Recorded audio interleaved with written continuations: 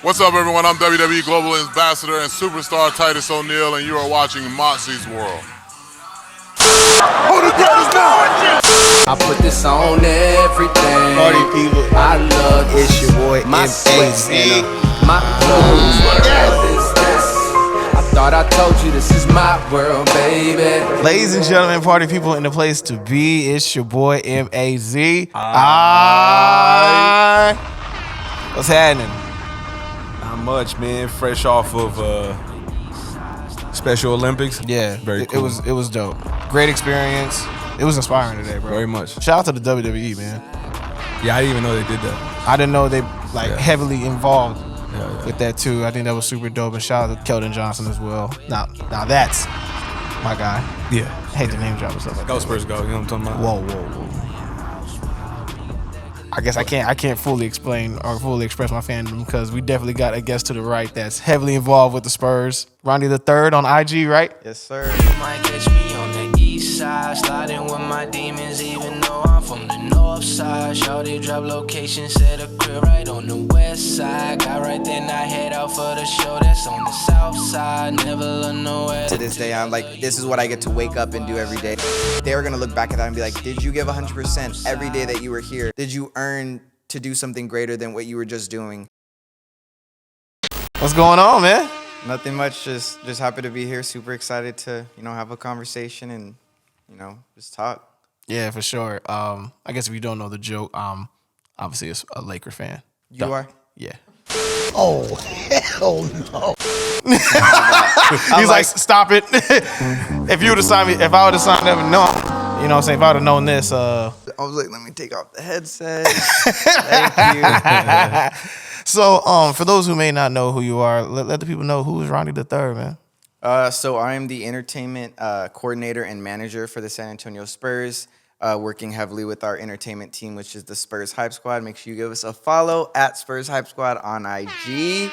Trying to build that fan base up. We are on our 5th season as the official entertainment team of the San Antonio Spurs, so really just working heavily with them. Really, only 5 years? Wow. Yeah, because we used to have a 2 different entertainment teams separately. And then in 2018, they ended up switching over to just like one co-ed, cohesive team with just like a bunch of different talents. Like we have like dancers, tumblers, stunters, break dancers, and then of course like your typical dancers as well. So it's just a bunch of things in one. We even have like a dunk team, a pogo team, a drum line that comes in. So all sorts of different talents all mashed up into one. Where did you start off with the Hype Squad crew? Were you like one of the... Yeah, so I was on the first year of Hype Squad. I was on there for 2 seasons, so that was 2018 to 2019.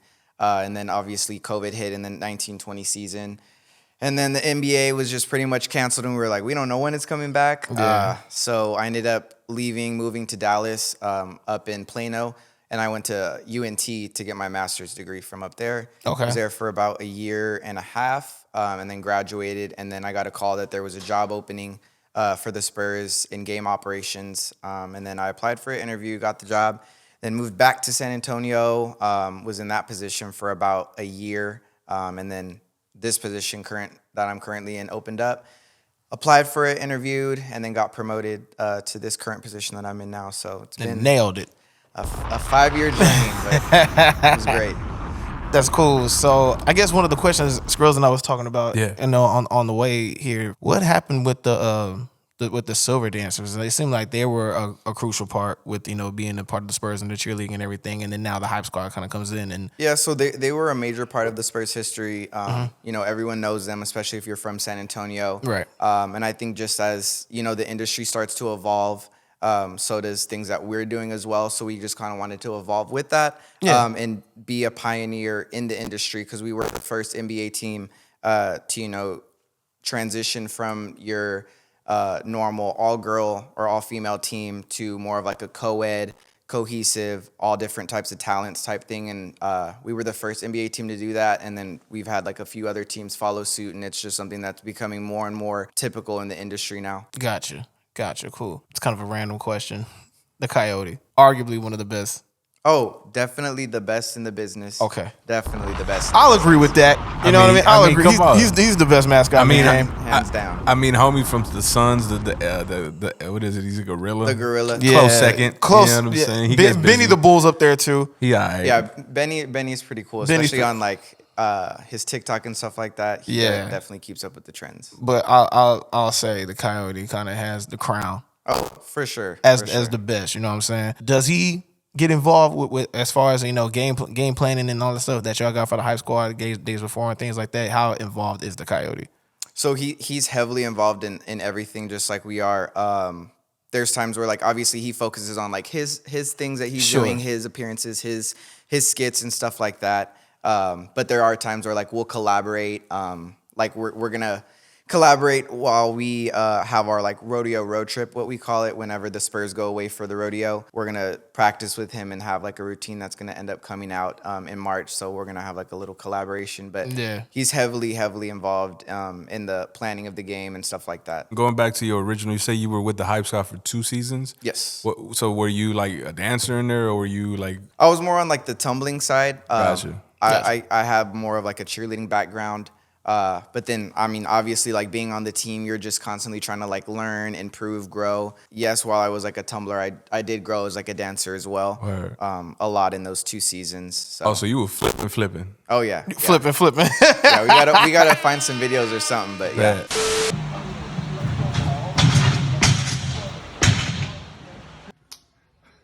Yeah. So was that a part of? I guess when you was at UNT, were you part of the cheer squad for doing stuff like that too, or no? Not at UNT.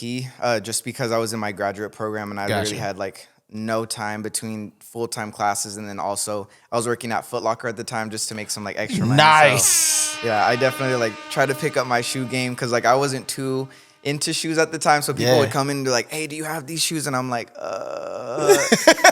is it on the wall? Is it that one? Is it that one? So I try to learn my shoes a lot better while I was working at Foot Locker. But so I didn't cheer at UNT. It was mainly just while I was here. Are you still into the sneaker thing now, or nah? Not really. I try to keep up with it, and it's just like so difficult. Yeah. But a lot of my friends, like, they try to get me into like, have you seen those new shoes that are about to drop? And I'm like, oh yeah. And then like they have no idea what they're talking about. Like, I saw the picture of those. Yeah. So you're originally from San Antonio, or where are you from? I'm originally from Kansas, Topeka, Kansas, which is the capital. Shout out Kansas. Yeah, I moved here in 2005 with my parents, my sister, just kind of moving over here for like better schooling, better jobs. So my parents used to always visit back and forth San Antonio. That's how I like ended up becoming like a Spurs fan. Yeah. Because they would visit, obviously, and they wouldn't ever bring us. And then they would bring back like Spurs t-shirts because they would go to Spurs games and stuff like that. So I would always be like, oh, I want to go to a Spurs game. So like the first time I was able to finally like come down here was when I was like 3 or 4. And then able to see like the Spurs like live and in person. It was like a crazy experience. And then I used to see the Silver Stars, which is our WNBA team that we used to have. I used to go to their games all the time. Definitely feels like I'm at home here more than whenever I go back to Kansas. Yeah, it almost feels, you know, when you grow up watching the Spurs and then end up being involved behind the scenes later. I'm sure that was kind of surreal for you for a second. Oh yeah, definitely a full circle moment. Because I used to do like the little basketball camps during the summer and stuff.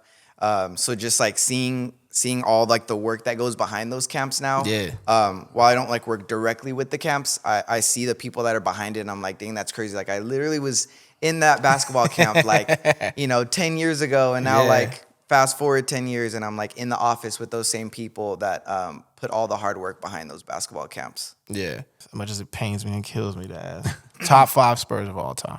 Spurs player of all time. Who? We got David Robinson, of course. Okay. I'll give you that. George Gervin. Okay. I like it so far. I like that. Original KD. Yeah. Oh, Whoa. course. No, he was the original KD for sure. Well, go ahead. I'm sorry. Let me see. Patty Mills, he's like, I know we don't have him anymore, but he was super cool, down to earth whenever he was here. Shout out to BP. He calls him Patty Thrills. Definitely a fan of Manu. Yeah. I have one more. Let's see. Definitely a current player right now. I like Keldon. He's super cool. Not just saying that because he's your boy. guy. What up, Keldon? If you watching? Yeah, he's super cool. Yeah. I also like Jeremy. Like The kid can shoot. Soha! Respect the Soha! his energy and stuff like that. I know he's like a rookie on our team, but he has just him and Keldon's like energy together is just great. Like watching them just play around with each other is just hilarious. Yeah. No, that's crazy, man. I noticed you didn't say a name on there. Nah, I was just saying TD. I mean, TD is the guy, you know? Oh, for sure. But yeah. if I have like 5, I'm like trying to like pick from each That's era from smart. like the beginning all the way to current. Yeah. Okay. If you would have gave me like 7, obviously, Doug would've been our there. big 3 would have been in there as well with Tony as well. Yeah. How about DeJounte Murray? I mean, he was super talented. We were all like, whenever he was traded, we were like, dang, he really was traded. And it was funny because like we had just got his bobbleheads in because like they were delayed because of COVID.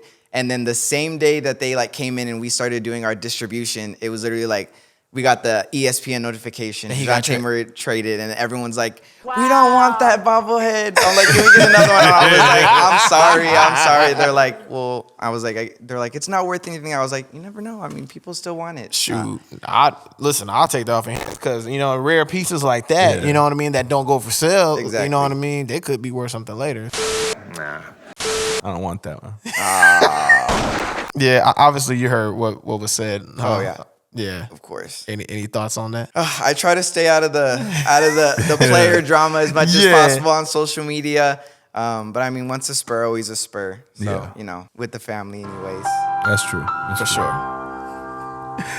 I swear, I'm trying to keep it as neutral as possible because the Laker in me is like, don't.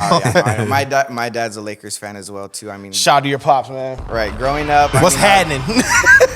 Obviously, I feel like everyone, being a Kobe fan, Yes. Laker fan. I mean, it's just inevitable. So, I mean, I have love for the Lakers as well. For sure. I was going to ask. So there's an argument, which I don't even know why it's even an argument. Do you consider the Spurs and Lakers thing like a rivalry? Because there's some people out there that say that they're not rivals. I feel like they used to be, not as much now in the current I time, agree. but I feel Yeah. like back in like the prime of like the Spurs and the Lakers, like I feel like that was like the teams that you wanted to watch. No, definitely early 2000s. I mean, obviously you're a little younger for that, but like the early 2000s, I always thought it was a rivalry. But usually the people that say that, Mazi, are usually out of towners because they look at it from a grand scale, which is more Lakers Celtics, right? Like that's national, as opposed to like a smaller market. But here, like the Lakers coming to town, like that's the game you want to go to. Game you want to go to. Oh, for sure. Like when we'll be at the arena and it's a Laker versus Spurs game, and we're like, am I like in LA right now? Like it's purple and gold everywhere. We're That's like, a problem, where's right? the silver and black?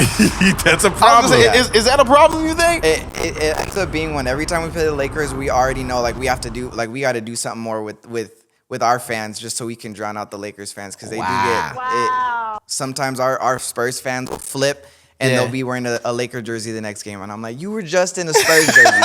Where's your Spurs jersey? Hey, call him out next time. Be like, hey, Jose, I seen you last time, bro. And sometimes we'll have like one of those free t-shirts that we do for t-shirt toss. We're like, here, you can go ahead and put that on for us. Thank you. Thank you for being here. We love you. Go Spurs, go. Yeah. Oh, that's amazing. That's interesting though, man. So like when a team like a Golden State, right, or Lakers or whatever, like a team that right now, they come into town and clearly there's more fans, or it looks like there's more fans in the home game. Hype squad perspective, is that like code red for y'all? Like, we definitely let them know, like, hey, we're gonna stack y'all up with extra giveaways, sweatbands, bandanas, t-shirts, anything. And normally like the fans will be pretty cool about it. Like the other day, I forgot which team we were playing, and we were just surprised at how crazy like those fans were, and we're like, we weren't even expecting it because it wasn't like Golden State, it wasn't the Lakers, and we were just like, go ahead and go hand them some t-shirts, and they were like, yeah, you get a t-shirt, and then they put it on. So like, I mean, there are some fans that'll like have fun with them and stuff like that, which is cool. It's looking slim for the Spurs. I'm sorry to say. It is. What about the playoff push? Y'all think y'all gonna? I mean, I never count the Spurs out. You never know. They might come around, fourth quarter. Yeah. And then, we make the playoffs. No, for sure. We're always just looking towards the future. We're already getting ready for next season. So, I mean, at the end of the day, either way, we'll be ready. Yeah, for sure. Like you said, with the rodeo and everything, are y'all involved if there's people that work for the rodeo, they want to like hit us up or anything, like have any like players come out or any of the hype squad come out, we do appearances over there. We'll do like little performances, hanging out with the fans and stuff like that, because since it is our home arena, like there is like, you know, some Spurs presence in it. So just kind of bringing that to the people that come to San Antonio specifically for the rodeo, that only just increases our brand. Right. So we will have a couple of appearances in February. But when we're not doing that in Rodeo Road Trip, we're just grinding out practices, routines, and stuff like that, just getting prepared for, you know, March to come around, because our March always ends up being crazy because we do have a whole February off every season because the rodeo does move in. I guess another question I have now that I have you here as part of the Spurs entertainment. It's kind of a controversial question, but I think you know where I'm going with this. Go ahead, man. Obviously, in '96, the All-Star Weekend was here, and we never saw All-Star Weekend again. Would you like to see San Antonio have an All-Star Weekend? 100%. One, since I wasn't born at the time. I'm like, it would be like amazing. I mean, we just had our our Alamo Dome back home in the Dome game. January 13th. That was like, I feel like that was like a good representation of like what an event like that can be. Like, we have the capability to actually put on a show like that, and it was just amazing. Like, just seeing 68,000 fans fill the dome, like it was an experience like no other. Like, you can't even explain it. Like, being able to be there on the floor and just like looking up and like seeing the entire dome, because like I went to UTSA, so like I've seen like, you know, the football, like from the very beginning when, you know, they weren't, you know, too good, and we used to see the dome and it would be completely empty, to like now where they are, even packing the dome for UTSA football. And it was like even crazier seeing that the Spurs able to pack the dome as well. So it was an amazing experience. Yeah. Let them know, like, make the All-Star Weekend happen, man. I'm letting you know right now, we are going to have All-Star Weekend in San Antonio. Let's go. Before I retire. I'm young, so we got a lot of years to get got a lot of that in. years. Absolutely. Yeah. So with, like you said, the Alamo Dome, man, 68,000 people seeing that experience. 68, like from the to the top. Like, I don't know if you saw the picture that went viral. Homeboy said he sat behind God. I literally screenshotted that and was like showing it to everyone. He was like, he was like, I got like 2 free tickets from work, and he was like, I'm never doing this again. 2 rows behind God. I literally was like showing everybody in the office, and we were just like cracking up, because I was like, dang, that was far. I didn't even realize how like far it was. And like, he was like behind one of like the 4 corner boards, so it made it like even like harder to see. And I was like trying to like zoom in. I was like, you literally can't see anything. I'm like, sorry about that. Yeah, Steph Curry was. He said all he saw was an arm sleeve. Like, yeah, he was like, Steph was a walking arm sleeve. I saw it. That was definitely a funny. Yeah, so I mean, I can only imagine being on the ground and then looking around. I'm sure it was one of those surreal moments too. Like, holy crap! Like, yeah, like we actually like did that. I remember from like the very beginning, whenever they announced like, hey, we're hosting a game in the Alamo Dome, I was like, that's sick. Like, I've never been able to like see a game in the dome. Yeah. And then we were like, okay, this is our goal. And then we were like, that's a lot of tickets that we have to sell. Yeah. I'm like, and it was obviously like months of preparation. I mean, you know, years like just working towards it, and the fact that like we hit our goal and like surpassed it, broke the, you know, the NBA all-time attendance record. It made all that work worth it. When I caught a couple of games when I was younger, they literally only used like a quarter. Yeah. Oh yeah. Of And then the dome this at time the it time. was like pushed all the way They opened the back. whole thing. The entire dome was just completely open, which I think that's why it kind of made it difficult to see in certain areas, because you know they did have like the big curtain back in the day, and then they got rid of that, and we were like, we're literally gonna fill up this entire dome and make it work. And I mean, we filled the dome. Yeah, y'all did that. Shout out to the city. Yeah. So the loudness from the AT&T Center compared to the Alamo Dome. I've never been to a game where it was like that loud, that energetic the entire time. Like, and we weren't even like winning. That's what like the crazy part of it was. Like, we could have been we could have been losing by 50. And we might have been at some point. I don't even know. It was close. It was close to that. And those fans were literally just energetic, full the entire time, like 100%, like didn't let off steam at all. Like, literally from the moment we opened doors till the very end of the game, like, and we heard everyone like cheering and clapping. It's almost like as if like we did win, and like we did win because of like the history that was made that day. Like, for sure, the score honestly didn't matter to us at all. It was just making sure that those fans got the experience that they wanted. Right.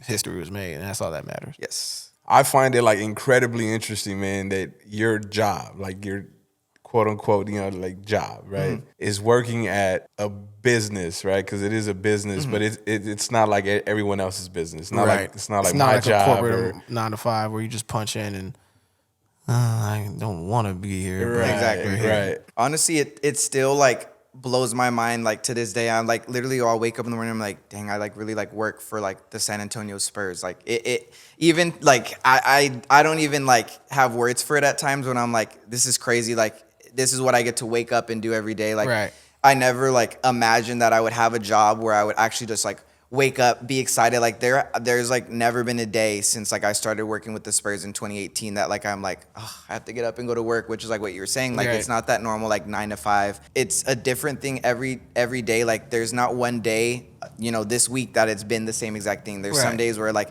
it might not be as busy, or there's days where I have like 5 back-to-back meetings, and then we have to shoot video content, and then we have like a Coyote video shoot, and then like we have practice with Hype Squad from 7 till like midnight, and like you just never know what to expect whenever, I never know what to expect whenever I drive to the arena every day, to the office, and it's amazing that I get to do that. And like you said, like being around like the players, it's just like surreal, because you like see these people playing these games even on TV. Whenever I'm watching the Spurs, whenever they're at an away game and I like watch it and I'm at home or like at a bar, at a restaurant, I'm watching, I'm like, dang, like I literally get to like be down there with them, and I'm like, that's an NBA game, and like I work at an NBA game, and it's still like to this day, I tell my friends all the time, I'm like, it doesn't like feel like that, because like you're just like in it in the moment, and you're like not thinking like this is an actual game, like this is televised, like this is like what people like pay to see, and I'm like, I get to be a part of that, and it's just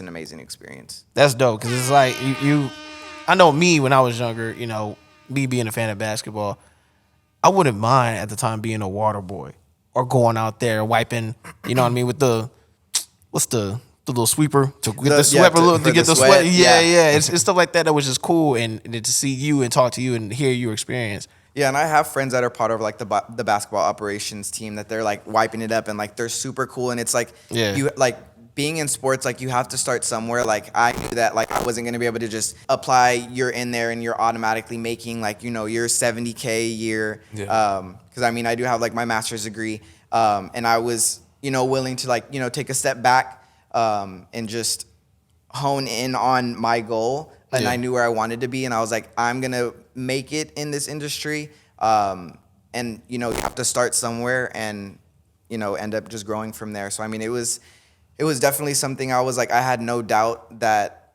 I could do it, and the fact that I've done it is just it's great. To be in this field, what background would you need in school to do something like this? I mean, in our department, there's so many different like unique, because I work in there's brand engagement, and then underneath that is game presentation, and that's where we fall under with the entertainment teams, like our game director and all that.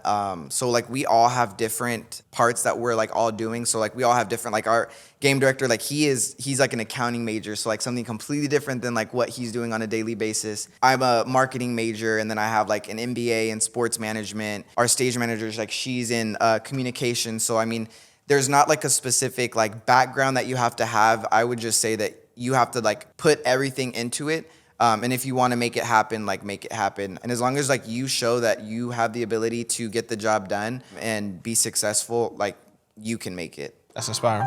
Absolutely. How important is it to have like a creative mind or a creative outlook in your position, or the general like scope of the entertainment side of the Spurs? I feel like creativity plays like a major role in a lot of things that we do, especially from game to game, because we're putting together an entire like game format, and we try to make it to where it's like different every single game. Like we have 41 home games, so that's 41 different shows that we're trying to put together.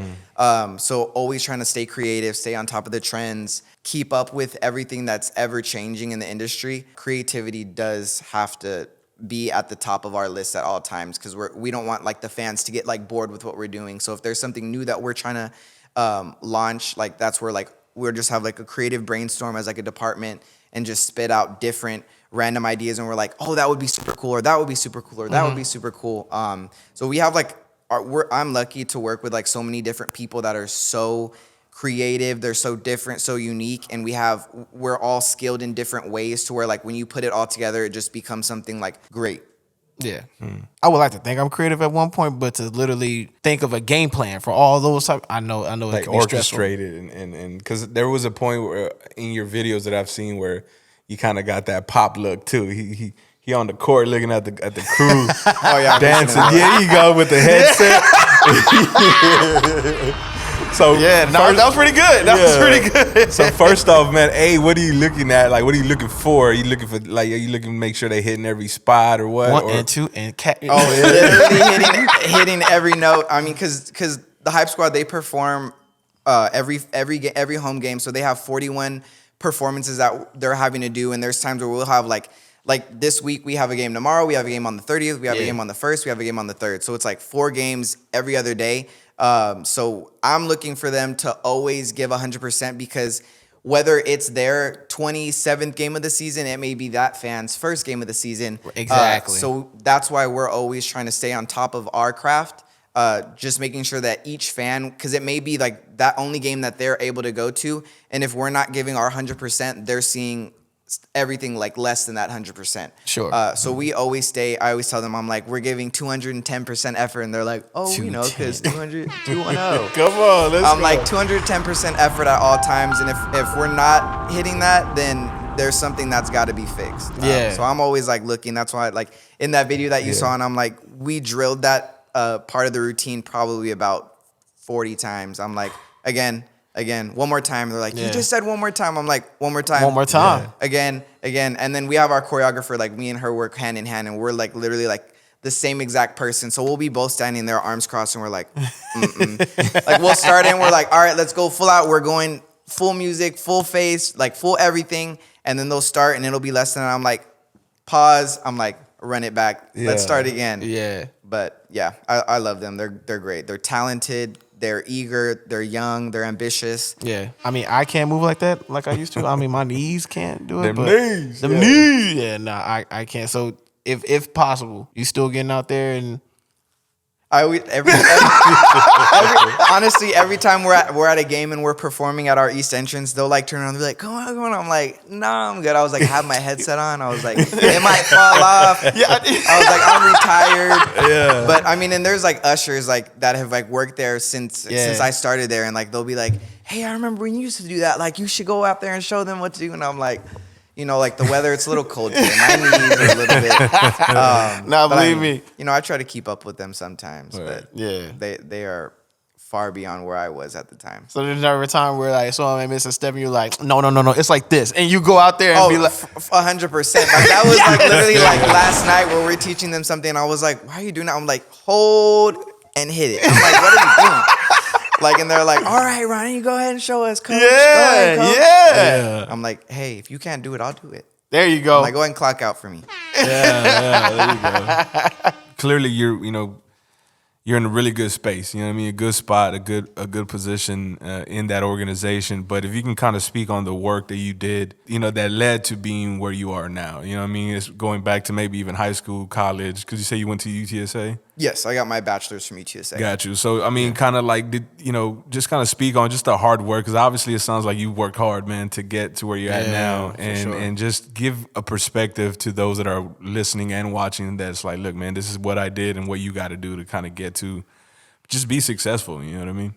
Yeah, so pretty much, I mean, my dad was like a huge inspiration for me because he was like that businessman. I would see him leave the house in the morning, his suit on, had his briefcase ready to go, and I was like, I'm going to be like him when I grow up. And then whenever I was an 8th grader, we have like these magnet schools in my district where you can apply. Like we have like a law school, health school, business school, and I was like, business. Boom, that's me. Applied, so I went to Business Careers High School. It's right off like Ingram, across from Ingram Park Mall, attached to Holmes High School if you're local. That's where I went. Go Huskies. All right. Okay. Little quick shout out for them. Yeah, let them know. And then, I mean, honestly, just like I've got a passion for all that like business stuff, and I was like, I don't know what I want to do specifically, but I was like, I don't want to work like at a bank. I don't want to work for like a Fortune 500 company. So when I was at UTSA in my first year when Hype Squad was announced, and I was like, that's something like cool. And like my mom was like, you should totally audition for them. And I was like, for the NBA? I was like, there's no way I'm gonna make that team. I was like, that's the NBA.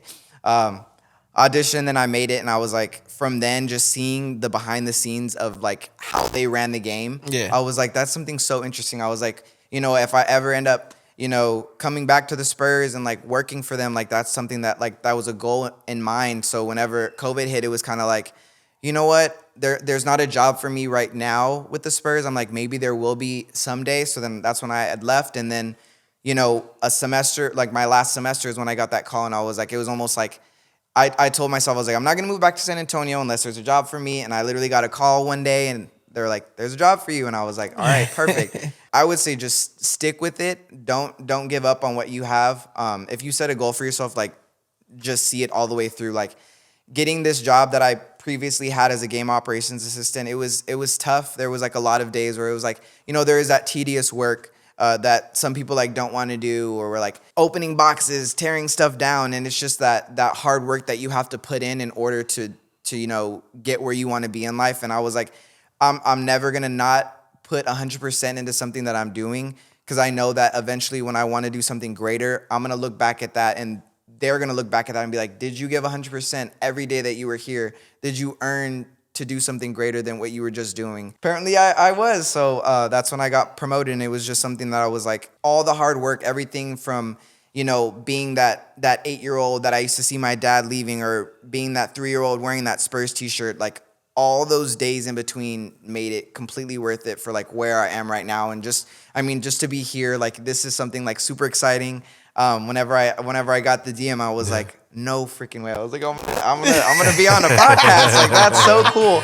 And I literally started like watching all your videos, and I was like, that's so crazy. I was like, that's just like insane to like just to see like where I started, like being like that high school kid, and now like working in the NBA. It's something that like, I never thought would be possible. So like if there's something that you want to do, I would say like go for it 100%. Don't let anyone say like that's probably not going to happen for you. I had people tell me that, and I was like, okay, watch me. And now those same people that were like, you couldn't do it, they're like in my DMs, can I get, some Spurs tickets? Oh my God, I bet. And like, it kills me every time. Like I always tell my friend Deja, I'm like, you know who hit me up? And she's like, who? I was like, so-and-so hit me up. And she's like, they were probably asking for tickets right now. I was like, yes. I'm like, or asking for like a job or something. I'm like, right. I just got here. I was like, I don't really have that pull. Like, right. But it's, it's great. And there are all those friends that like stuck with me from the very beginning up until now. And it's like, have that love and support from them, from my like family, my parents, my sister, all that.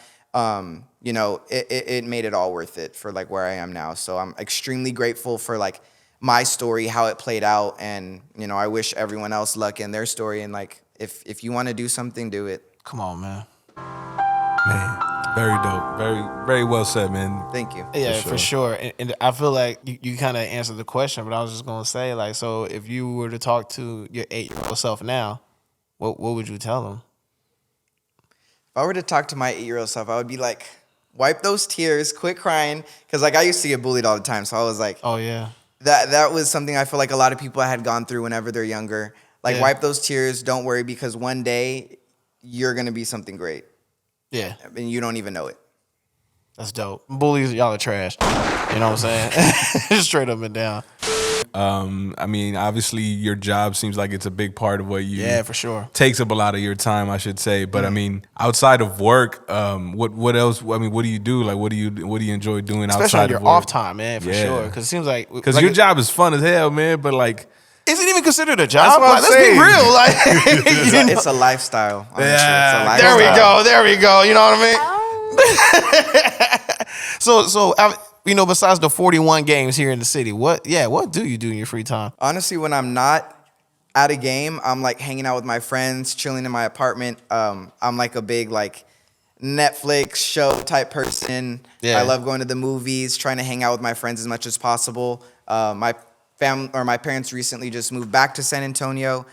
So I mean, hanging out with them as much as possible with my nieces. So I'm just a very like family friend oriented type person where like there's times where I'm like, oh yeah, like I would just want to chill by myself at my apartment on my day off, and then there's other times where I'm like, you know what, like let's go do something, let's go hang out. So I mean, I'm really down for like anything whenever I do have the time for it. So definitely during the off season is the best time to try to. Because I was gonna say, but in between creating, you know, whether it be routines or stuff for TikTok and things like that, trying to find that balance between the creative side of you and, you know, finding for the spend time with family and friends and stuff like that. I'm sure that could kind of be a conflict from time to time. It does get hectic at times, especially when we're in season and like my friends will be like, oh, let's go do this. And I was like, ooh, I have a game that day. And they're like, what about the next day? And I was like, we have a video shoot that day. Yeah. So it does get kind of like tedious and hectic trying to like schedule out things, especially as like adults. And my friends also being adults, our schedules don't always like match up. But then on the days that they do, you know, it's great to just, you know, kind of chill out, hang out with friends, even like friends that I like work with. Like there's people that I work with or that I previously worked with that will just like, you know, get together on one random like Saturday in the month. And we're like just, you know, talking, hanging out, just cheese man, all that, just trying to catch up, just trying to relax and just kind of like regroup and just get ready for the next day. For sure. Very, very cool, man. Really quick, tryouts. What's good? Talk to me, man. Cause I used to play a snare drum back in the day. Yo, you know. Will you shut up, man? Listen, who? And you know we have a drum line on. That's like what I'm saying, bro. Oh man, you trying to get in on the drum line? When Drumline came out, you know I had my little. Drumline's like one of my favorite movies. Word. I just watched it last week, There you and go, I was bro. like, it makes me man. want to learn The how to original play one. drum. The original one. Yeah, I watched the second one. It wasn't as good as the first. I mean, Not I feel at like all. sequels I don't most times count it. never are. I don't count drumline too. Yeah, no, definitely Nick Cannon ate up Drumline for sure. Absolutely. That was Classic. So yeah, so trials. What's the process like? So we pretty much we are gonna have our first audition prep clinic on February 23rd. It's gonna be housed at the Dance Center of San Antonio. We'll also have information in our bio on Spurs Hype Squad Instagram. We have our actual like auditions starting the end of June. That's when registration will start opening, and then we'll have prelims, semifinals, and then our live in-person weekend will be the last weekend in July. So it's a long, you know, process from February all the way to July to kind of just start finding people that we feel like would be like a good fit. They try to see if the, you know, the culture of the team is great for them. And then we have like our auditions in July. I'm excited. I'm looking forward to it. It'll be like my first season being able to audition these people, you know, select the team, and being on the other side of things for the first time is going to be exciting. I'm excited. I'm like, this season is already over. I'm like, we're ready for next season. Let's go. We're excited. Well, what's the scout's name for the Spurs? I forgot. 'Cause I was gonna say that's pretty much you was gonna be this year. Now you're gonna be in the scouting part. You know what I I'm mean? going to be out. We're going to different like conventions for like dance, cheer, different colleges, looking at their programs. We even go, you know, check out other like NBA teams, not to like poach or anything, but just to, you know, see how their game presentation is set up and stuff like that. So we're already going to start planning all that, especially during February. That's like our best time to get as much, you know, recruiting in as possible, just because we have a whole month off with no home games. So that is our, you know, our breathing time to For sure. get set, get ready to go for the upcoming season. If you could just kind of touch on what you will be looking for, being that you're kind of your first year trying to select people. Yeah, so I mean, our team, like I said, is comprised of like the dancers, the break dancers, stunters, and tumblers. Our choreographer does like a great job trying to like recruit like the dancers and break dancers. So like I'm more on like the stunt and tumble side, so that's like a lot what we're like looking for, just so that we can help balance out a lot of those dancers that we have, because we were very dance heavy this year, which is totally fine. Like they're amazing, but then we also have those, you know, select games where we have like the stunners and like the fans go crazy whenever they see someone like get tossed up in the air, and then we just have those people there to catch. So definitely looking for a lot more of like the tumbling, more of the stunting.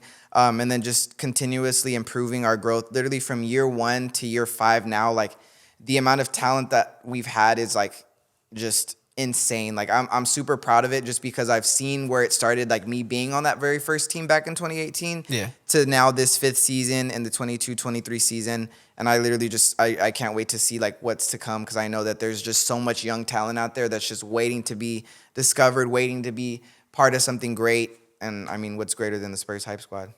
Absolutely nothing. Take my notepad tumbling off. I mean, hey, you never know. We can teach you, you know.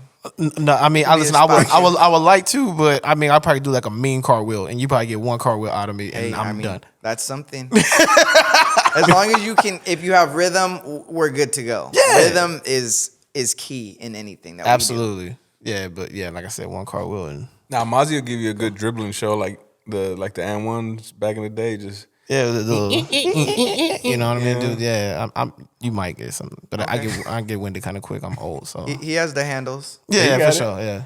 Oh, don't get me started. Back in the day, I was Exactly. Back in, you know what I mean? Crossover. Back in my time. sham god. That's all you heard. But yeah. Yeah, you got anything else? Nah, bro? man, that's cool, Ronnie. Thank you again. Thank you for having me. I'm super excited. Just, whew, it was fun. Nah, Thank this you, was a dope convo, and if they can want to get a hold of you and follow you with anything you got going on, or where can they follow you at, or your social media handles and all that? You can follow me at Ronnie III with 2 E's. Yeah. On literally any social media platform. And if you're interested in anything Spurs Hype Squad related, follow us on Instagram at Spurs Hype Squad. Thank you. There we go. Ronnie III. Squirrels, where can they find you at? At the OCD Creates and or on Ronnie's floor hitting that goddamn snare drum.